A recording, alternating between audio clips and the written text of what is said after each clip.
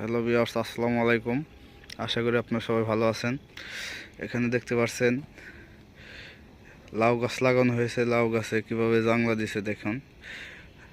লাউ গাছগুলো অনেক সুন্দর হয়েছে। আসুন আমরা সবাই যার যার অবস্থান থেকে যেখানে খালি জায়গা আছে সেখানে আমরা শাক সবজি ইত্যাদি সকল ধরনের খাবার লাগিয়ে দিই, তাহলে আমাদের খাবারের কোনো সংকট পড়বে না।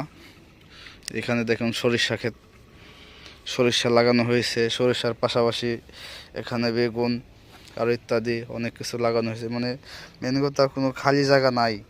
এখানে ধন্যবাদ।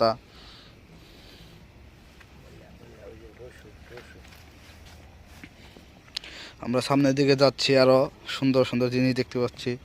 এখানে সরিষার পাশাপাশি ধন্যবাদ, বেগুন, রসুন, সামনে আবার মূলা গাছ লাগানো হয়েছে।